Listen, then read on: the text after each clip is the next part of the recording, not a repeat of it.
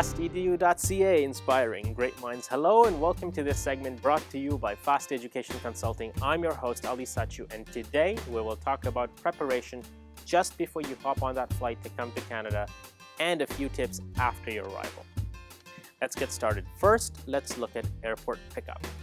If this is your first time coming to Canada, most colleges offer an airport pickup service that you can schedule by providing the college your exact flight details and arrival date at least 4 days prior to your arrival.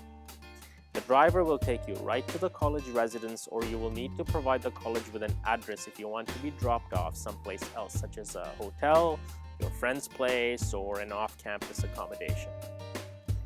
This brings me to my next point, accommodation. Remember to arrange for accommodation if you're arriving before your move-in date at the residence. I'm happy to recommend hotels that are close to your college campus. However, be prepared to spend some money commuting on cabs to and from the college, since the hotels are not walking distance. If you're arriving only a couple days before your move-in date, I recommend you give the college residents a call to see if you can pay a daily rate and move in sooner. This might actually work out in your favor because you will have already moved in and won't have to deal with the move-in rush on moving day. Next up is preparing for the Canadian weather. Everyone complains about the Canadian weather, but it's actually a lot of fun if you want it to be. I personally love skiing and tobogganing, which make for fun activities in the winter.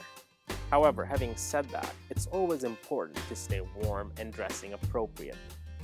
Consider bringing a sweater and a jacket or a coat that you might already have, especially if you're starting your course in January. I recommend you carry this sweater or jacket in your hand luggage so that you can put it on just before landing and stay warm in your travels right off the airport to your residence. I don't recommend you shop for winter wear or buy winter gear, rather use what you might already have. You'll find the right kind of winter wear right here in Canada, and I recommend you purchase something after your arrival. Next up is toiletries and some essentials.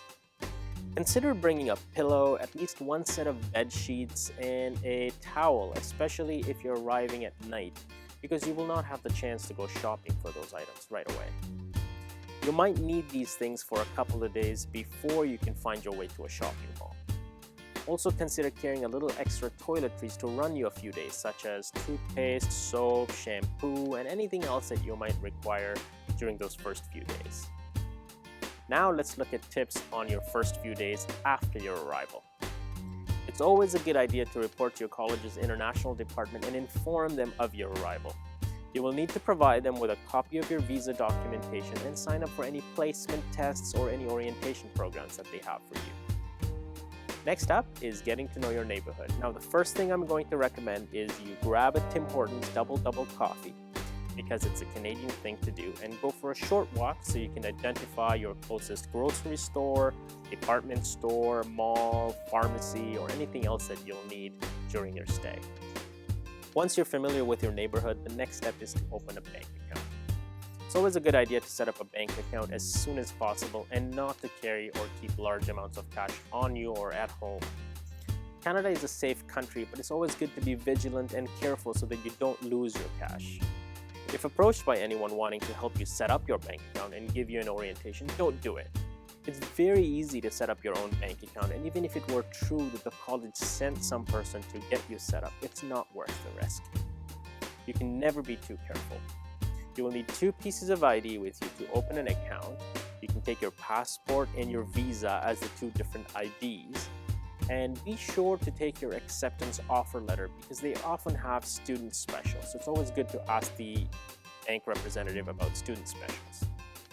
The last item we will discuss here is to get yourself a cell phone number. If you have your own unlocked phone, you can get a student plan and something called Bring Your Own Phone package, where you basically get discounted monthly plans because there's no device cost.